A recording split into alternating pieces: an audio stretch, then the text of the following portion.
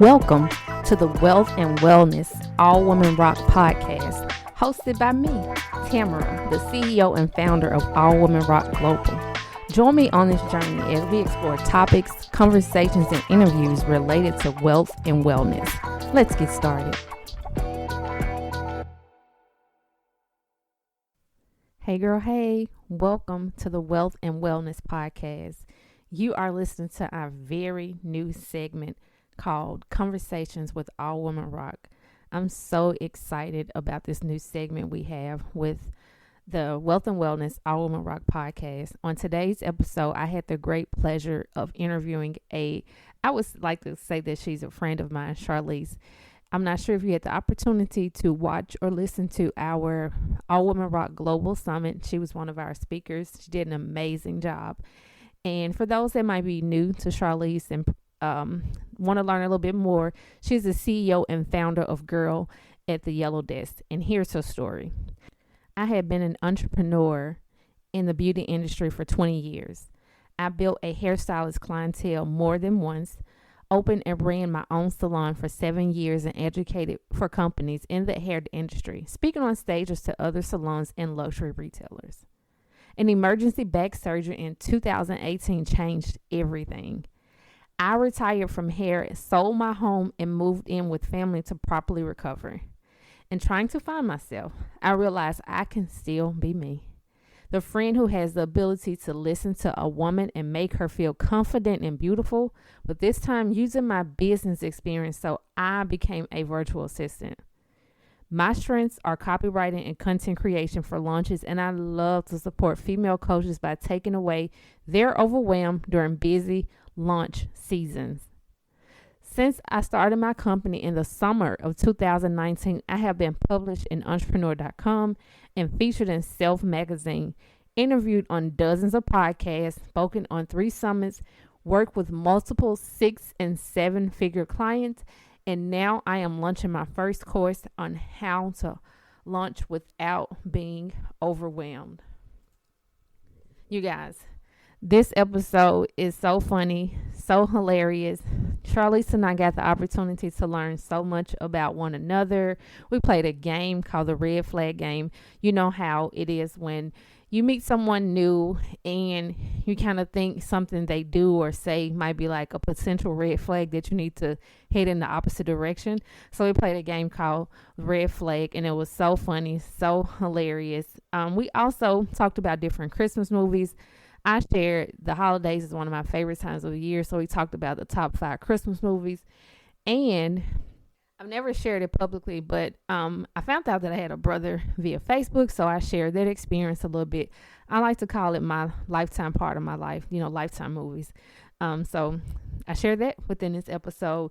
And Charlese and I have a few things in common because her father found out he has a brother as well, not via Facebook like me, but he was able to find out he had a sibling. So it's just funny how things work out. And it's also interesting to see how we have more things in common than we think, even if we don't know someone. So the purpose of the Conversations with All Women Rock gives you the opportunity to learn something new and just kind of relax. So often we're always filled with overwhelmed with learning how to become a better parent, become a better mother, become a better spouse, business owner. I wanted this Conversations with All Women Rock to be the opportunity where you can laugh, you can cry, you can get to know someone better, and have a little fun as well. I enjoyed this episode. As you will be able to hear, I laughed so much during this episode. If you guys want to watch it, it is available on our YouTube channel, All Women Rock Global. And you can watch the full episode on there. But I wanted to provide the audio for you as well. I'm so excited. Just take a listen. You guys will be able to see and experience some of the things we did on the episode.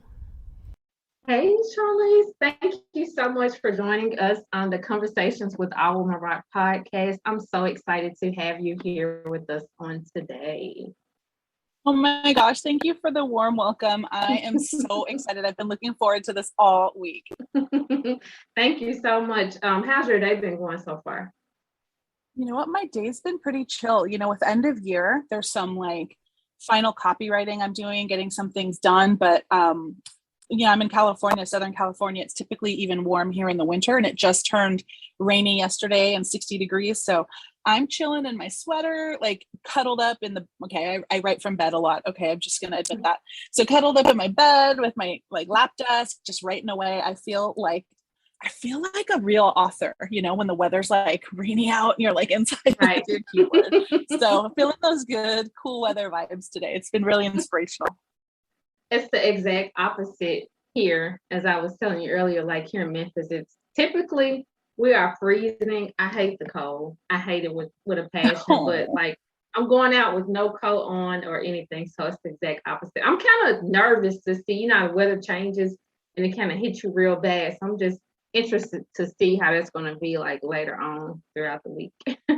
Yeah, I hope it stays easy for you, girl. Yeah.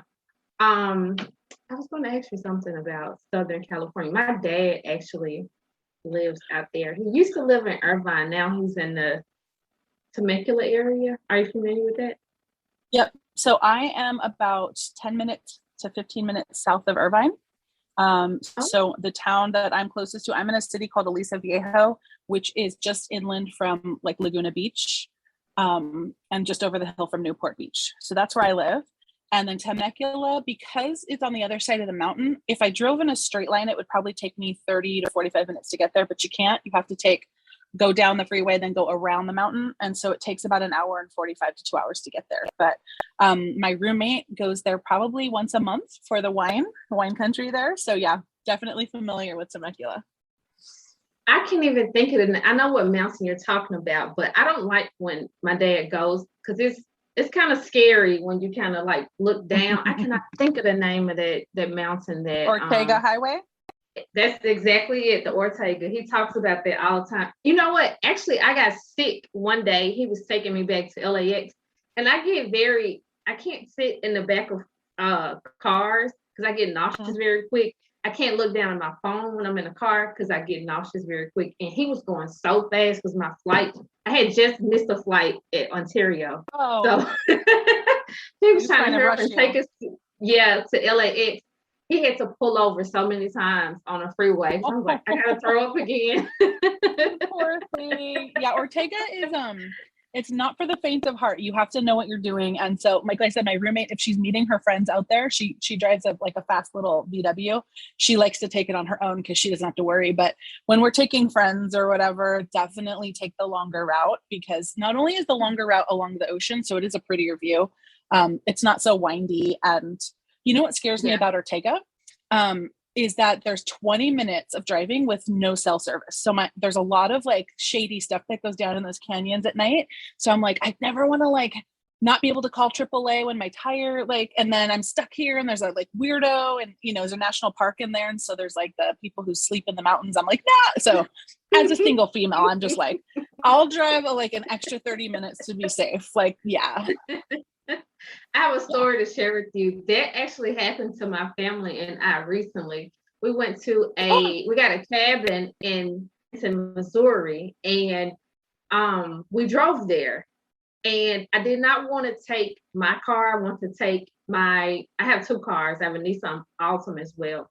And my husband was like, let's take the Mercedes. I'm like, I don't know if I really want to do it, but let's do it. We get 30 minutes to Branson, Missouri, and the light comes on for the tire, and mind you, it's not like I guess a city like here in Tennessee or like in California. There's like the old Andy Griffith type gas station. And so we're driving, he pulls over and he was like, I don't know what's wrong with the tire. And I'm like, oh, maybe he put some air in it. That we drive some more, the tire goes back out, and we're on like a 2-lane street. There's nothing but woods everywhere. There are trailers on the side. It's pitch black. And I'm like, God, do not let me die like this. We had no cell service. None of us, my daughters, my husband, none of us, we had no cell service. And we're stuck on the side of the road trying to change a flat tire. And it, causing an argument. I'm like, I told you we shouldn't have brought this car. It was horrible. Of course. Yeah. So you feel my pain. So yeah, it's a real fear. Mm-hmm. Yep. So it's like, no, we're not doing this ever again. Like, I can't die out here. Isn't that funny how like you get trapped for like, a half hour and you're like, oh, so this is how I die. Like it just immediately goes to like death. Maybe it's too many true crime podcasts or something. I'm not sure. Right. He thinks I'm a drama queen. He's like, you're not gonna, I'm like, we are gonna die. It's pitch black out here. It was so dark. And then I never have cell phone. My battery is always low. So of course I had like 3%. I'm trying to use the flashlight on my phone. It was horrible. I think for like 2 hours, I was like, I'm ready to go back home. This is horrible. Well, you survived. Look at you. Yeah. So that's a little story about what happened to us recently. What are some things you're currently working on?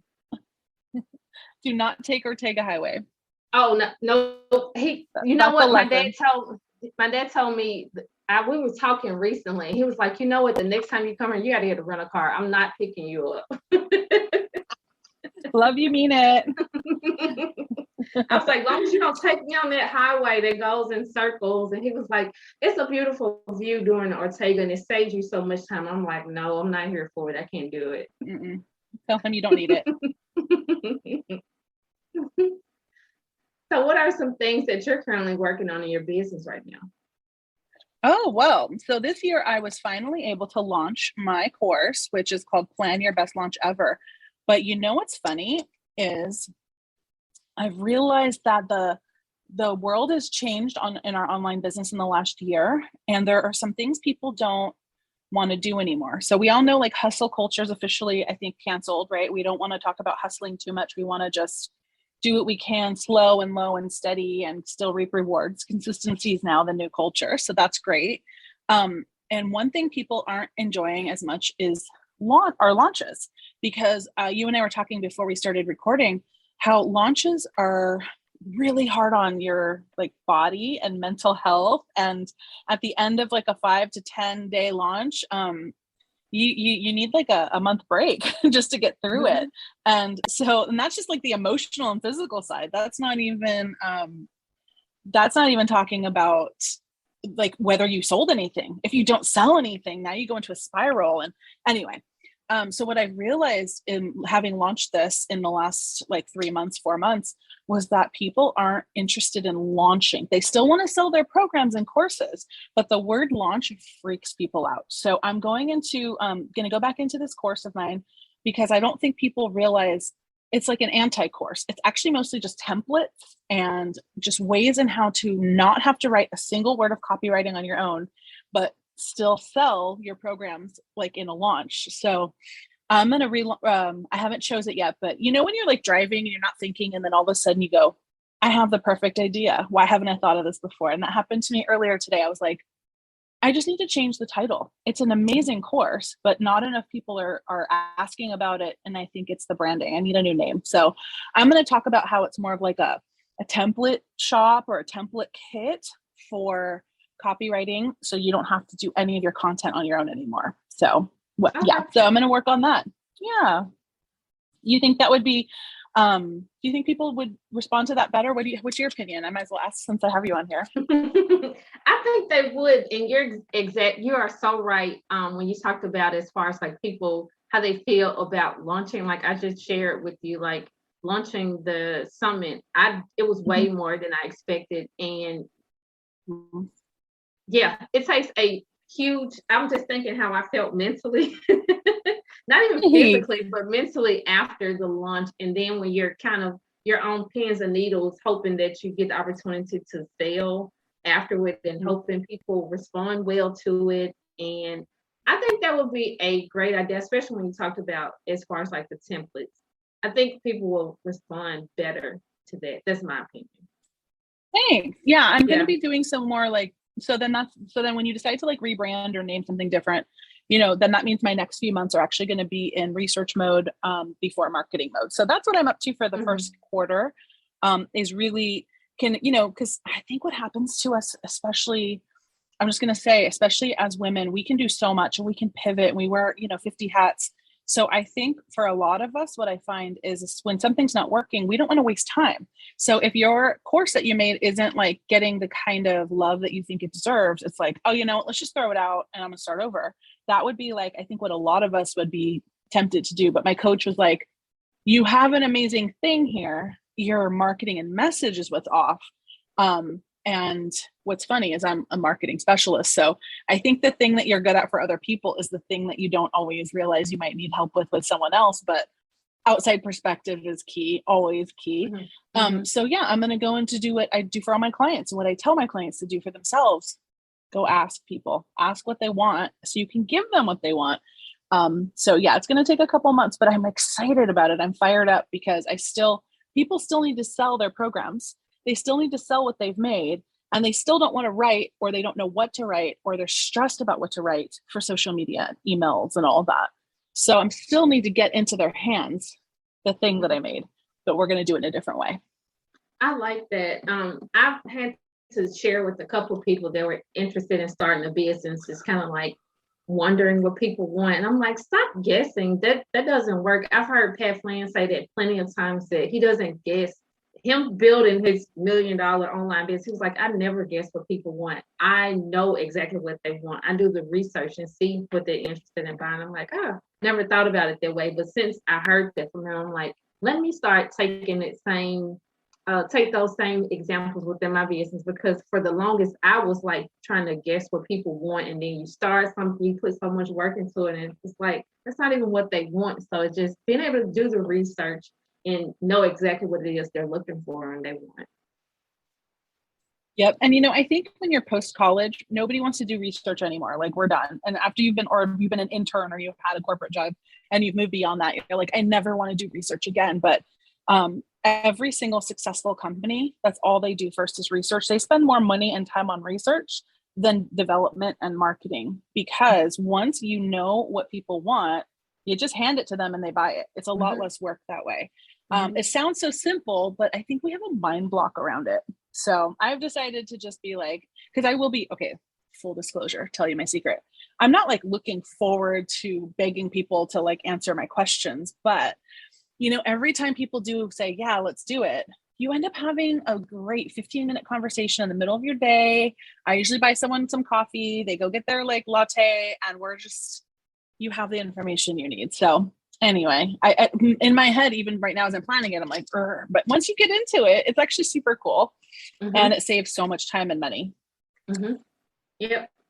That is so true. So that's what you're working on for the first quarter of 2022? Cool. That's what I'm working on for the first quarter. Yep. And a lot of my copywriting work has switched when my one-on-one clients to like websites and sales pages. So that's really been fun because I'm doing a lot of deep research. I have a pile of books here about more like sales,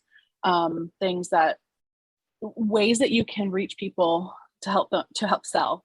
So I'm excited about that, to see all these. I'm starting to get back some web pages that I wrote copy for. They're starting to finish the design on the website and sending me the links. And I'm like, I did that. It like looks so cool when someone else puts all the graphics on it. So looking forward to seeing all that. So yeah, I'm going to see what Q2 holds once I relaunch my signature course with a new name and new marketing, and see. I know a lot of people say you're supposed to have 1 year to 5 years planned out. I have a loose plan that I'm still kind of navigating for next year. So that's all I have set in stone right now, is rebranding, remarketing, and keep doing it. And I think my launch method is going to be webinars, which I haven't done yet. And that's its own beast of recording and re-recording and seeing what works and doing analytics and research until you can nail it on the head and then have an evergreen model. So that's going to take probably at least 6 months of work, maybe. My coach told me, she goes, don't get discouraged, but it's actually probably going to take more like 1 year to 2 years before it's like evergreen and ready to just like never really deal with. So I'm looking forward to that project as well. Wow. 2 years. That's true dedication. It sounds like a lot, but when I think about what I was doing 2 years ago, I'm like, well, time keeps moving. So what are you doing when time's moving? Same Right. thing with like weight loss. Every summer I'm like, why didn't I start losing weight before summer? Because it would have been the same only, 6 months ago. Now Yeah. I'm like, now I gotta wait. So so that's gonna be I've been really working on mindset stuff and keeping positive and thinking about things the way that real business builders. I have the privilege of working with and for $1 million companies, and listening to how they do it, taking notes on how they do things mentally and leadership wise. I'm trying to really implement that personally. I love that. I recently shared with a friend that was talking about how she hated corporate America and different jobs that she worked for, and she just hated all of it. And I was like, why don't you just try to look at the brighter side of it and see? I know that you work for it with your business, but as with her being in corporate America, I'm like, why don't you look at like how they structure their business, how they do certain things? Because you can learn so much seeing how a company starts off, how they grow, how they have their meetings, just seeing how they have everything structured. I'm like, why don't we, look at that instead of focusing on the bad aspect of it. I know it can be challenging because I hate corporate America, but let's just find the good in, certain situations in our life, because we're placed in certain things for a reason. Let's just figure out, I like to learn things that way. I love to see how people operate within a business, like how it's structured, how they do their meetings, how they grow, their sales, their marketing, things like that are interesting for me. I agree with you. And I think that you're right. First of all, so thank you for saying that about, let's always take the positive. Yeah, we can use the negative, I think, sometimes as fuel and fire to like inspire change. And that's fantastic. But when it comes to like staying in that too long mentally, I think it drags us down. So we think about it, we write it down, and we're like, I would never do these things. And then we keep going. And one of the things that's really funny is when you go into business school, I don't have an MBA, but I know a lot of people that do. Most of the learning that they do, especially for that first year of a 2-year program or degree, is studying other companies and how they got to where they are. Even when I take miniature courses, the epiphanies that we have, the things that they tell us is when they say like, well, Amazon started as a bookstore, you guys, so this is how they grew. And when you look, it took Amazon a lot of years to get to where they are today, or even in the last couple of years. And even certain companies like Zoom wasn't doing as well. They weren't sure what they were going to do. And then COVID hit and they were like, bing, we're now the top people to have, online meetings. They usurped, FaceTime and all the other things that we used to use before, like Skype. So, yeah. And social media, same thing. Like I remember hearing about TikTok and I was like, who wants to watch 15-second videos? Girl. Once I turn on TikTok, I cannot leave it. I'm one of those people that's like, hey, I'm sending them all to my friends. I'm there for 2 to 3 hours. It has changed the face of social media, and everybody's trying to catch up to it, right? Which we all know. So, but they still employed the same things that the way that the other social medias do. So I guess my whole point is, you can invent something new and you can be the leader in something that no one's ever seen before, but they're still applying the same principles at the base of business growth that every single other person who's been successful before them do. And that's okay, because if you do see a better way and it happens to be successful, that's great. But by and large, the principles for growing a business in America or online are the same. That I love that. That is so true. Even when I was thinking about when I got my MBA, I hated it probably the first year because you have to do so many research papers. But then after I got out and me starting a business, I found more meaning. I enjoyed it more because like the end of my MBA, I had to write this long paper about Richard Branson, and then now it's being a business owner. I was like, oh, let me go back to that and just see how he built his business. So I get it. Yeah, you're like, where's my paper? I have all the information here. Yeah. I mean, I didn't get my degree in that, but I did start because I think I told you this before. I was a hairstylist for 22 years. So when I graduated high school a year early. I had 4 point whatever GPA, and the teacher was like, hey, We need to get you like some college degree. Like we need to get you some grants. We need to get you in. And I was like, yeah, I'm tired of school. I just want to make money. And she was like, you're crazy. And I was like, nah, that's what I want.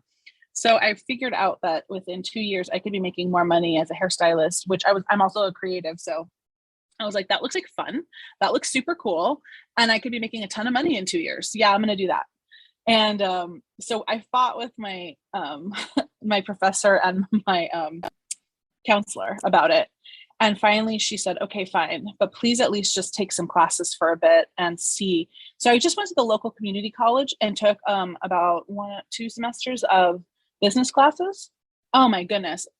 It served me. Even just those 3 classes I took without getting my full degree served every purpose I had for the next 20 years of running a business. I was a salon owner. I taught for top companies around the world and was slightly dipping my toe into like corporate companies for hair. And I still remembered like those business principles that I had learned day one. So principles of business don't change that much over time. So yeah, once we learn them, once we do them, we repeat, we rinse and repeat, and we do it again. Mm-hmm. Yep, that is so true. So true. I want to the holidays are my absolute favorite time. But before I get into that, I do want to play a game. I told you about the red flag game. So with this, I'm going to give you a sentence, and then you tell me, would this be considered a red flag for you in a relationship, or would you be okay with it? Are we talking romantic relationship or friendship relationship or any kind of relationship? Romantic. Looking at romantic. Okay, so sure. if a guy did this thing, would I date him or break up with him? Yep. Would this be considered a red flag? Okay, I'm ready. The first one is pineapples on a pizza. It's not a red flag, but I don't like it. You don't? I tasted it a couple of times and it was okay. I have a few friends that are Italian. They think that's like the worst thing in the whole wide world that you could do is put pineapples on a pizza. But I'm also equally offended by with barbecue chicken pizza. So I mean, yeah. So it's just a flavor thing because to me it's too sweet. And I don't mix my sweet and savory hardly ever. Even though those are like the 6 principles of food when you can blend them all, people love them. But I like to keep my like salty and my sweet. So not a red flag, but definitely he'd have to order me my own pizza. Okay, I love barbecue pizza. I don't know if it's because I'm in Memphis and we love barbecue down here, but I absolutely love barbecue pizza. So good. That wouldn't be a red flag for me either, the pineapples on the pizza. The next one is never been in a real relationship. Would this be a red flag for you if you met someone? Absolutely. You know, I have a crush on a celebrity, and it's not a serious crush. It's just a crush. But my friends are always teasing me when we talk about like, oh, there's your guy. And this guy is like 40, never been married, and had a few is notorious for dating 20-year-olds. It's not Leo DiCaprio. And my friend's like, okay, what if you actually met him? You live where like in LA area ish. We do run into celebrities here. She's like, okay, let's say you're out and you meet him. Would you date him if he was into you? And I was like, ew, no. he like obviously can't sustain a relationship. He's just eye candy, you know. So to me, it's a red flag at my age because I am 41. So I'd be dating men in my age group. And if by this age you haven't been in at least one long-term relationship, I'm okay if you were in one that maybe she destroyed your heart. Maybe you were married and something happened. She passed away. She cheated on you. Those are horrible things, but you can relate to some of the pain I've been through with the divorce. But I absolutely would be like, I'm not teaching you how to be in your first relationship. I'm not a mom. Yep. I agree wholeheartedly. Nope, that's definitely a red flag. The next one would be loves video games. Loves video games. Okay, so that's a trigger for me because my ex-husband went through a phase where he was addicted to video games, and I'd be like waking up at 2 a.m. I'm like, what's that sound? And he was like in the other room playing video games all night. So I don't think that'd be a red flag, but yeah, it'd be a red flag. Bye. I'm just gonna call it. You can like video games. Who doesn't like a video game? Like, but if it's like a thing and you show up and your house has like everything all set up in your living room as a video game studio, you don't have time for me. I take a lot of time. I require a lot of attention. I love that. I'm gonna start saying to my husband, I require a lot of attention. But yeah, that would be a red flag for me too. Like, no, I don't. I guess it's a maturity thing for me. There's something like no. Real. That's a great point. Yeah, there's a point where you can like still say like, I had my video game time when I was younger, but now we've moved on. Right. Number 4, never reveals anything about their past relationship. That's definitely a red flag because I agree that we don't have to sit around and, list everyone you've ever slept with and everything that's ever happened. But I think that the key to intimacy is honesty, and the past is part of who you really are. And it's okay, I think, to be honest with someone and say, that relationship was really hurtful and I don't enjoy talking about it, but to never talk about it, change the subject, say, you know what, you always bring this up and I just don't like it. Like, that's red flag. That's like, you know what, bye. Like, no. Yeah. I'm kind of on the fence with that because I think for me, maybe I'm too jealous. I was be honest, maybe because I don't want to hear. You don't want to know. That's a good point. That's a good point. But I want the choice. That's me. I want the choice. I want to be able to say like, look, I don't need to know, but like, I want to know that if I did need to know, because what if it's, I watch too much true crime. What if some chick became like a weird stalker or came back one day and said, I had a baby and never told you. And now you have a 13-year-old. And then I'm like, you never told me you dated her. Like, it's like, I'd like to be in the know and be able to be like, okay, fine. You never told me you dated her. I didn't need to know, but like, what were the circumstances of your relationship and what are we going to do together as a couple? So I want to know that like, if I need to, we can talk about things in a mature level. But again, that's the two communicators, right? To be able to at least just communicate to me, like, I really don't want to talk about that, but here's the basics. That's fine with me. Would you be okay if you was with someone and they stated that I just found out I had a baby? Are you okay? Would you be okay with that? I'm okay as long as he wasn't cheating. So if he was married and had a mistress and had a baby with a mistress, got out of that marriage, now we're together, like, I wouldn't be with him. And then if she came forward and said, I have a baby, I'd be like, you know what? I was on the fence about this anyway. Now I'm out. Like, I really didn't like that he cheated, but like, I made it okay in my head because I like him so much. But now I know he had a baby with this girl. That's too much. But I think if a woman never told a guy that they had a child together, that's not his fault. And I could deal with that as long as, it would be different if he said I had a kid, but I gave her, a couple $1,000s and told her to hit the road. Like, that would be a different person. And I don't think I'd be okay with that. But if he never knew, then, hey, I'm a stepmom. That'd be fine. You know what? I'm starting to think about my maturity level because I don't think I would be okay with it. I don't know. Yeah. I don't think that's a maturity level thing. I think every woman knows what she can handle. Right. I can't handle that. That's okay. You tell your husband, like, by the way, if someone ever comes out of the woodwork. But I actually have a friend. He was his dad did that to them, and it wasn't the dad's fault. So he thought he was the oldest son. He's now in his 50s, right? The dad's passed away. But back, I want to say like 20 years ago, he was in his late 30s or whatever, and he was like, you guys, my whole life has changed. My dad got a guy showing up saying, hi, my mom never told me about you, but I'm your like 40-year-old son from when you were in college. And he was like, what? And so now the whole family had to learn to accept this new guy, but the wife had been married to him for 30 some years. Like, she wasn't just going to leave. So you never know when those random things could come up. So at this age and at this time, I think for me, like I said, I'd be dating older men, or married to an older man at this point. There might be some secret past stuff that I can't control. So I'm okay with, like, if he didn't cause something that is a red flag for me, like giving up on someone, cheating on someone, abusing someone, if he didn't do any of those things, what he can't control, I'm okay with. You know what? That actually happened to me. I guess I say it's my lifetime part of my life. it was years ago on Facebook. I got a friend request from someone, and they wanted to know. My dad's name is Italian, and it's kind of hard to pronounce. His name is Antalya, and they asked me, it was like, "Hey, is your dad Antalya?" I'm like, "Who are you?"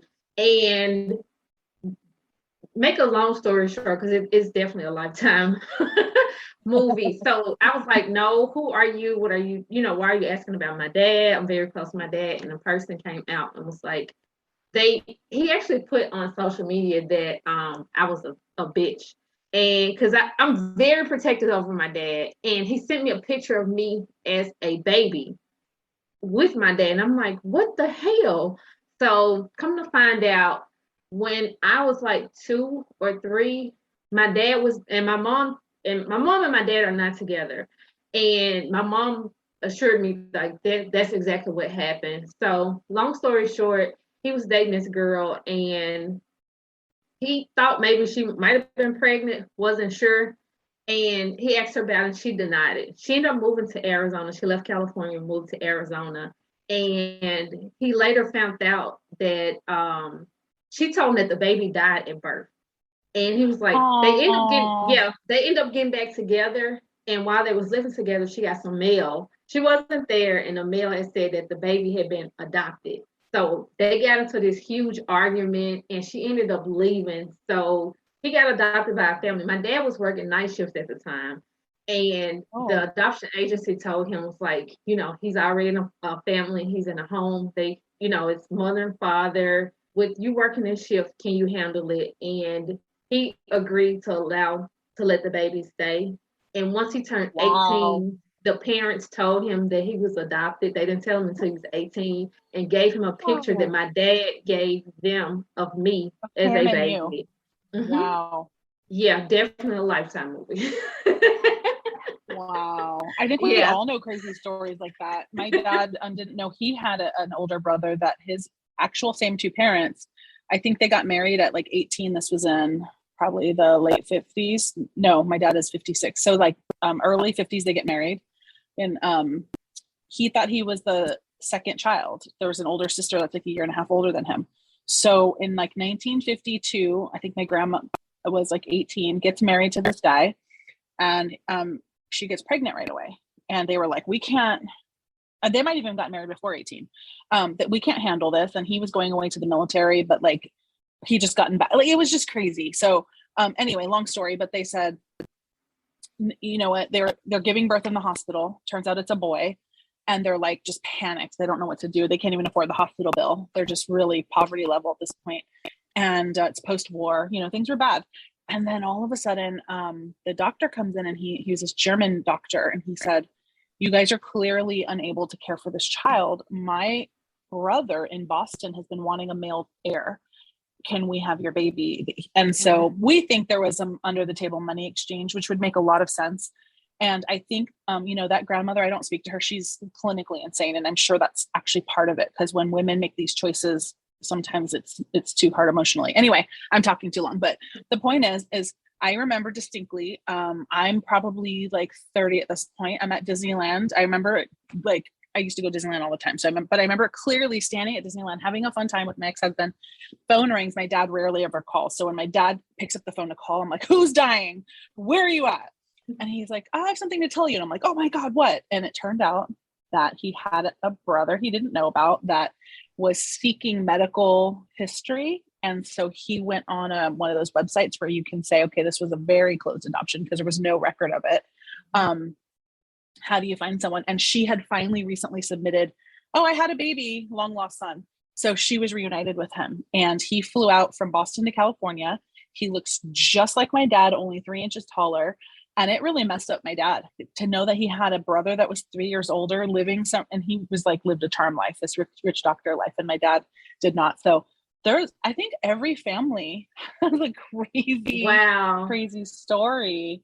Something like that, but they all knew about their choice. And she actually told the other siblings. My dad was the only one that didn't know. So there's a lot of family discord there and a lot of stuff going on, but yeah. So it's one thing when someone betrays you and lies to you, like your dad's girlfriend or whatever, but it's another when they don't know, when someone lied to them.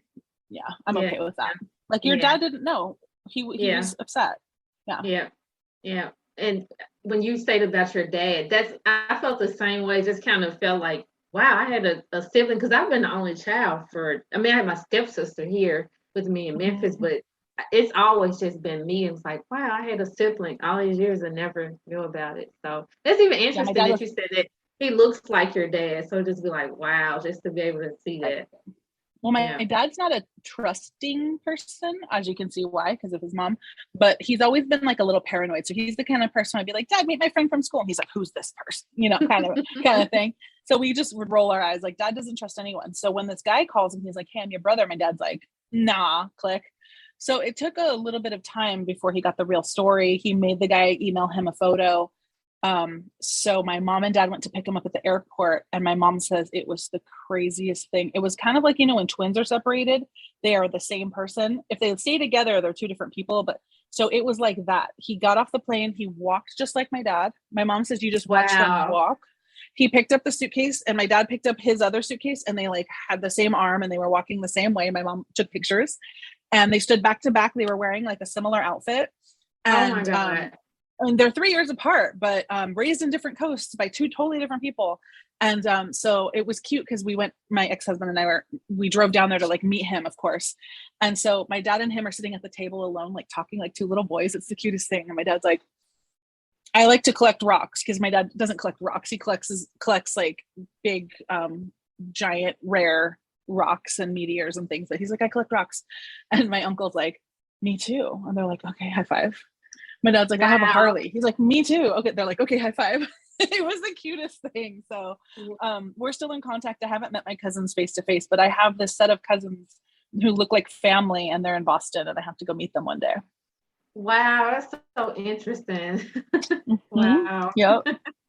That's amazing. It can work out. Some similar things in common. Absolutely. Let's see where we are. We're on 5 I know or how 6? you feel. Yeah, we're on number 6. I know how you feel about this, so I'm gonna see what you say. What if this person hates tacos? Oh, no.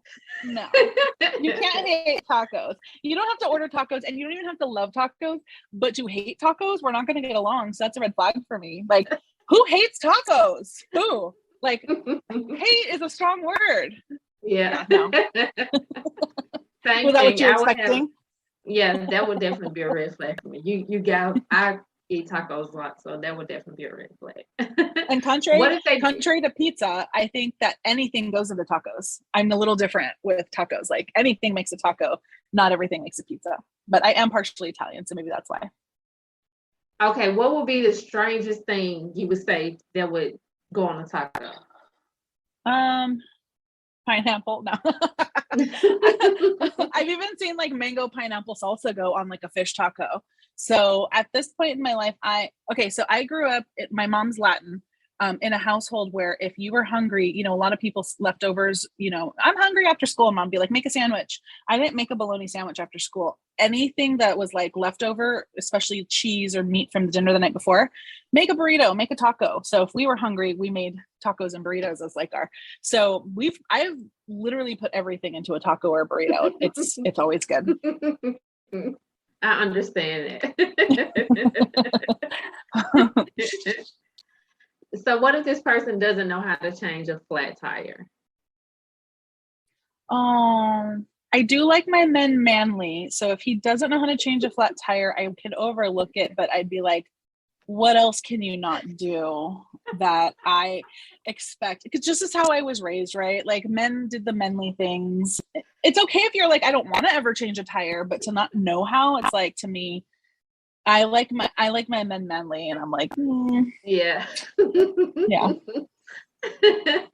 I wouldn't like so that. Funny. Yeah. You said, what else that you do not know how to do? Yeah. And that could be meaning anything. Yeah. I love it. What if this person takes forever to text back? I think I have quite a few like good female friends that take a long time to text back. But from experience, my ex-husband, he doesn't enjoy communication through cell phones. He doesn't really like talking on the phone. He doesn't really enjoy texting a lot. But even when we were married, I was the person he wanted to text a lot.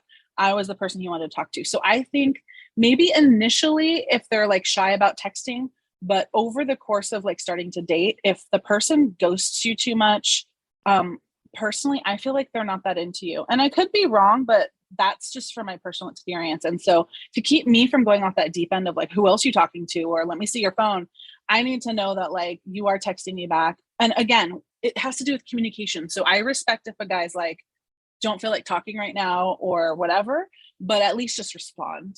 At least just be like, got your message or whatever. Like, I don't need a long, half-hour conversation via text if you're busy, but be like, hey, busy right now changing tires. Talk to you later after I have some tacos. I'll give you a call tomorrow. Like, that would be fine. Yeah, that's I agree with that. Like, you got to be able to text back. And my husband and I, like you said, it depends on the communication within the relationship. He hates texting, but for me, I want to text. Even sometimes if I'm talking to someone, I'm like, let me text them to see what they're saying. Like, why you just won't call? I'm like, no, I want to text them. Yeah. Yep. So the next one is can't apologize without saying but. Okay. Yeah. I think male relationship 101, if you were taught right, was the second I go off on you, you just say, I'm sorry. Okay. Then I calm down and then I'm like, you know what? I'm sorry too.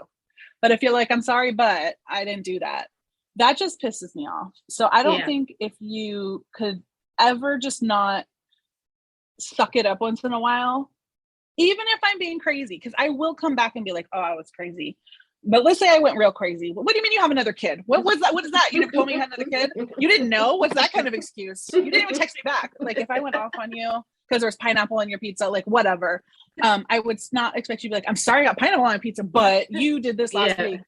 That just keeps fighting. That just keeps the circle going. And that's someone who doesn't want to make peace. And so I don't think you can have two people. Like, did I not mention I'm like Latin and Italian? So that can be fiery, even if it's just about tacos or what goes on a pizza. So I think if I were to be in a relationship with someone who's like, yeah, but you too, that's just like nanner. And that would just poke me and make me feel like I don't even want to solve this. You're just nitpicking and being a brat. I agree wholeheartedly. I wouldn't be able to handle that. That would drive me insane. So that's definitely a red flag. Yep. The last one is if this person has more selfies in their phone than you. Yeah, because I take a lot of selfies. So if you have more than me, you're self-centered and it's not going to work out. I would love to see more selfies of me in your phone than I have in my phone of me. That would be cute. But if we open phones and there's like tons of selfies and, you save dick pics, you are obsessed with yourself. And two people can't be obsessed with the same person. You can be obsessed with me and I can be obsessed with you. But if we're both obsessed with you, we're not going to work out. It's not balanced. Oh my God, I love it. That's so true. I wouldn't be able to handle it. I don't think my husband hardly has any selfies, but I thought that was hilarious when I saw that one. Like, that's a great question because it's like, what's funny is when the questions that you all asked, most of them aren't just like just a quick question. It's like, that's why my answers are so long. That sends me down like a rabbit hole of like, but what else does this mean? So if you take all these selfies of yourself, what else are you doing? How long are you in the bathroom doing your hair? Like, what does this mean for my entire life? Because now everyone's going to be rolling their eyes being like, Charlise's boyfriend is in the bathroom again. And I'm like, man, I need to like get my nails done. And he's like, me too. I just got mine done yesterday, but I'll go with you. It's like, you're grooming too much. You're taking too many pictures of yourself. No. Yeah. There's only room for one diva in this relationship, and she's me. Have you seen the have you seen the show You, the series You? Yes. All the seasons. You see the towards that last episode. So, when we was talking about like, I guess men being kind of obsessed with themselves when they kind of were about to do like the role play or whatever when they switch roles, and Joe was in the room and the guy was obsessed with himself. That's what I'm thinking about, like with someone being that guy, That couple freaked me out. You're supposed to hate them, but I was like, it's funny because the whole time, all 3 seasons, you're like, please don't kill these people. Please don't kill these people. And then you get to them and you're like, and then they lived and you're like, okay. Yeah. Of all the people that deserved to go, I wouldn't have been so upset about them. Yeah. I couldn't be in their relationship. Season 3 was like I think that was my favorite out of. Yeah? Why? What did you like about it? I don't know. It kind of had me on my toes. And then as far as Joe having someone that was kind of as crazy as he was. Yeah. So, yeah. Did you like Love? Because I could not stand Love from season 2. I couldn't stand Love. Why? She was so whiny and so needy. Yeah. And so I was like, she's the worst. And then you're like, oh, she's okay. And then he met his match. It was like, that makes sense. But then, I don't know. Then all of season 3, she's just like, Joe. And you know what? She was always right, too. He was looking at other people. She was right. She was on top of him. So sociopaths, they know. You can't get away with anything. Yeah. Yeah. I'm interested to see how season 4, of course, is going to be Joe. In Paris? Yeah. And doing the same thing to someone else. I love how it ends. He's like, but you. And I'm like, oh, here we go. I love it. So we've done the red flag game, and any male that's listened, they kind of know what Charlese's red flags are. So take heed. This is why I'm single. Oh, do you have a favorite Christmas movie? Okay, so I actually, when I was like 15, whatever, CBS plays a 24 hours of A Christmas Story on repeat. I'm actually not a Christmas celebrator myself, but that movie on repeat, like, you can't change the channel in my house. I don't care if I'm on vacation. I don't care where I'm living. Do not change it off of TBS. A Christmas Story's on. Ralphie's going to shoot his eye out. Like, that's the movie but I mean, Home Alone, and I know, like, Home Alone's not really a Christmas movie, but it is, especially Lost in New York. I just love those movies. So I like the stuff from my childhood, the stuff I watched when I was a kid, and I felt like I could relate to the kid. Even as like a non-celebrator, it just was like more about life and like growing up, and coming into your own than just about like Christmas itself. Yeah. How about you? Do you have a favorite movie? I think Home Alone maybe would be one, and Christmas Story. I didn't really watch Christmas Story till I honestly got with my husband. That was one of his absolute favorite movies, Christmas Story. So yeah, that would be, I guess, Home Alone. That's a classic. But you like Home Alone or Home Alone 2, because they're both really good. Like, sequels aren't usually that great, but Home Alone 2 is good. The second one was, I would have to say, one of my favorites.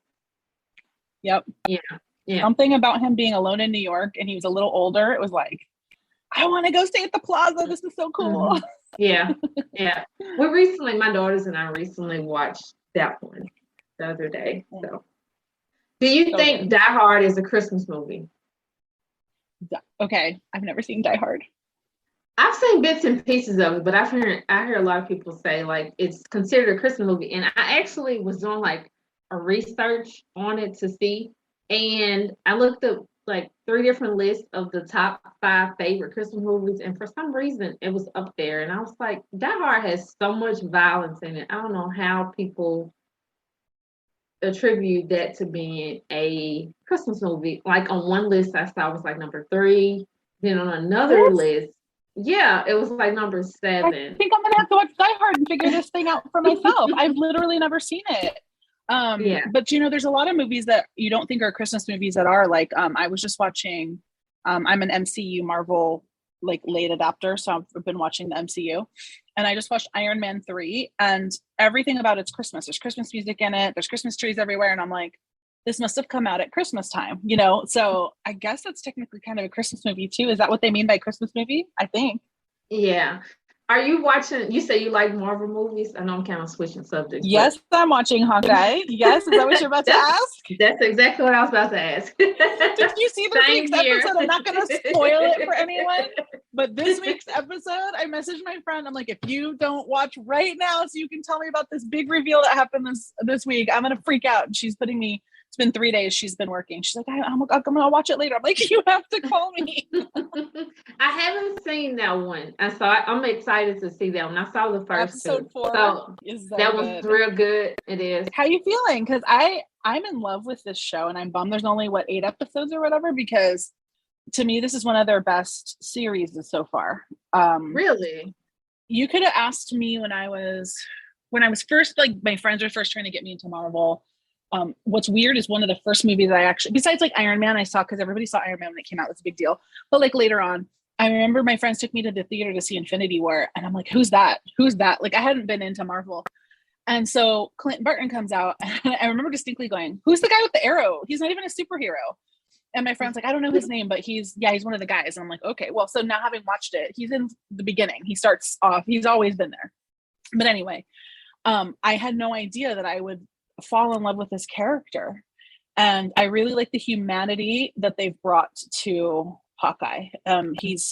First of all, I always love stories where there's like a lost teen who needs like a father or mother figure or big sister figure. So I love their dynamic, like the big brother father kind of thing going on with the two characters, the main characters. But seeing the humanity behind it, I just feel for him. So I'm in love with it. I like his character, and I like his character development and his family.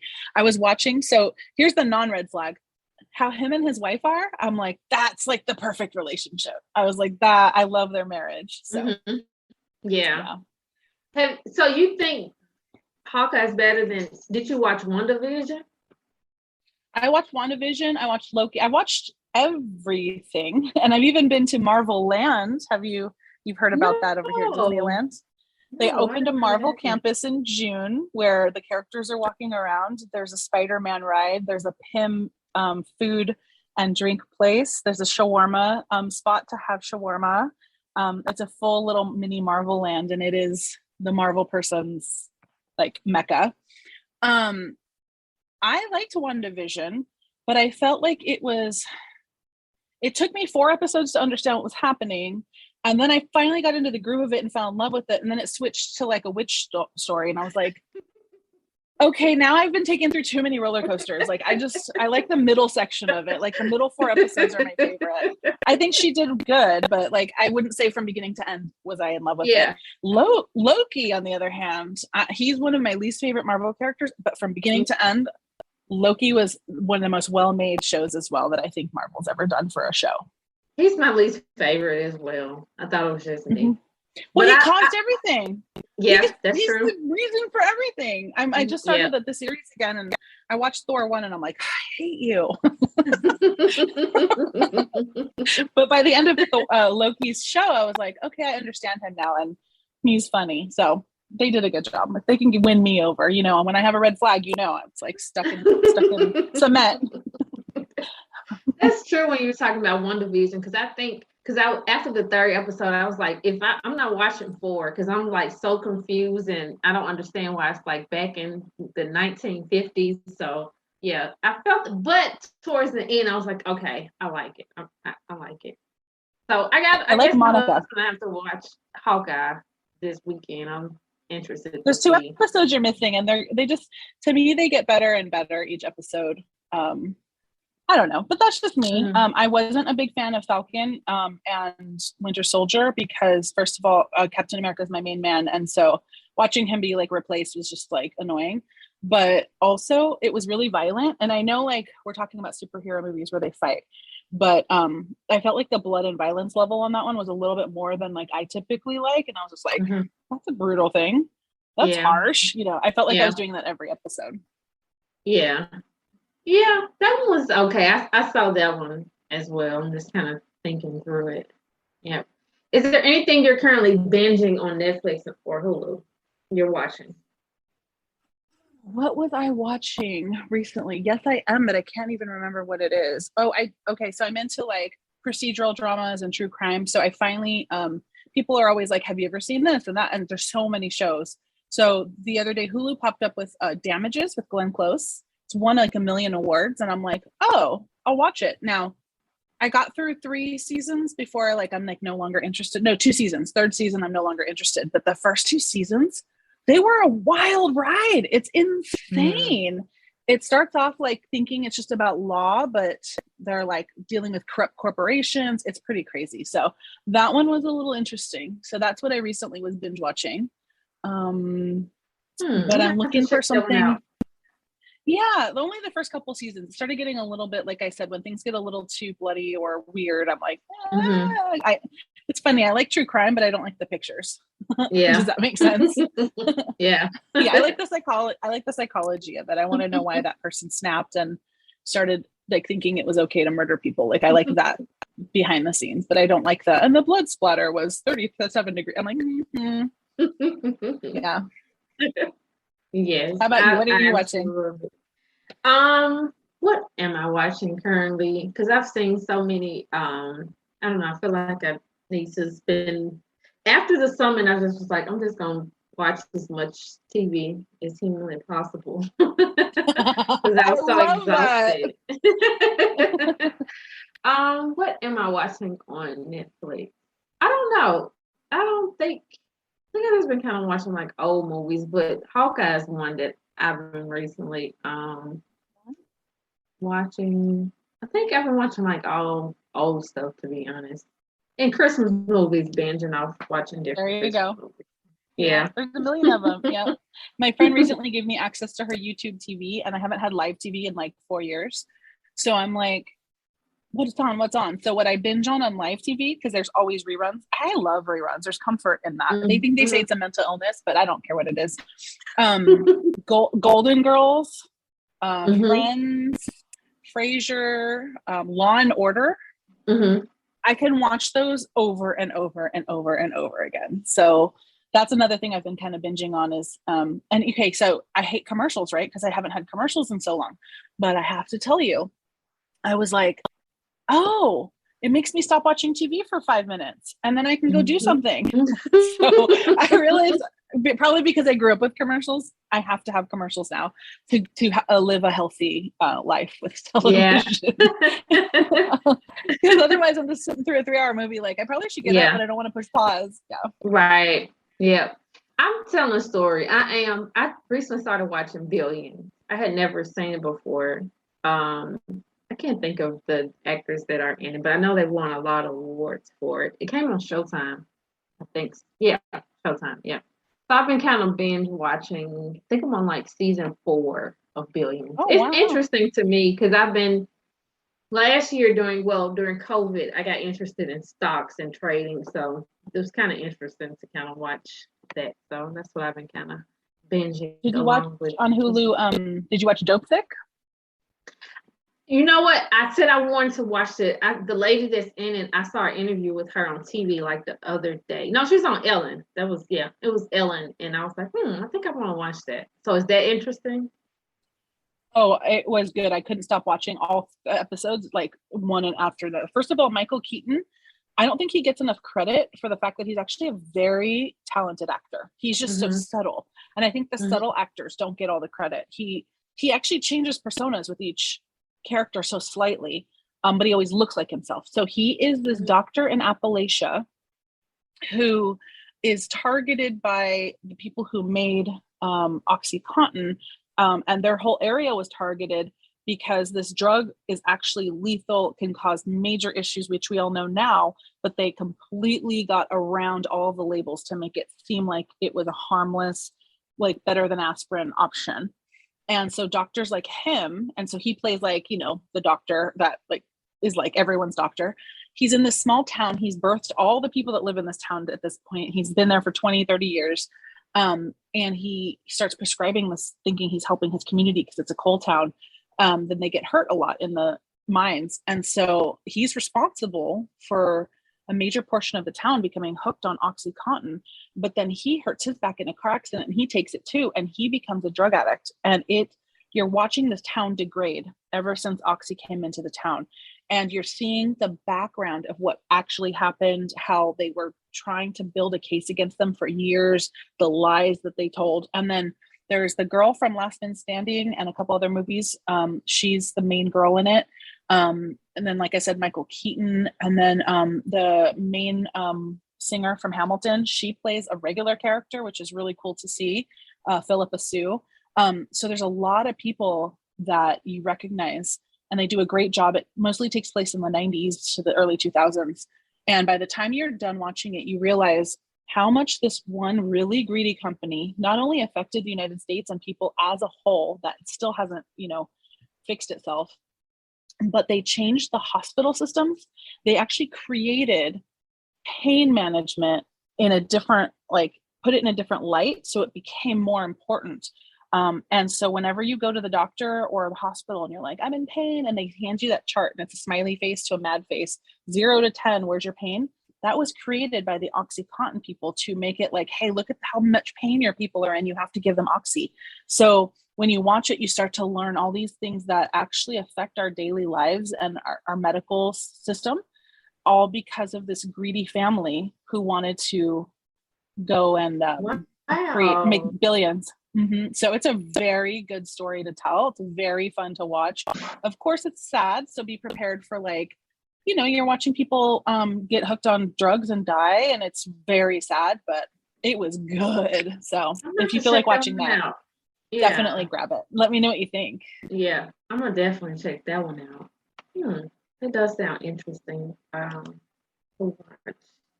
So I don't want to take up any more of your time. Thank you so much. This has been an interesting conversation. I'm looking forward to the new things that you are going to start with your business next year, and I know this will not be our last conversation. No, exactly. Yeah. Thank you so much for joining me on today. Thank you for having me and for having such a fun conversation. It was just a bunch of girls talking about all kinds of stuff, and now I know you so well. I think you know me very well, and we should meet somewhere and have tacos with any ingredient on it and hang out, and I'll buy you a barbecue chicken pizza if you want. On me. Yes, and it'll be tacos on me. Love it. Thank you so much. Yes. Did you guys enjoy that episode? I sure did. Be sure to like and subscribe and leave us a comment if you know someone that would be a great fit for us to speak with on Conversation with All Women Rock. Be sure to send us the email. That link will be listed in the show notes as well. Until next time.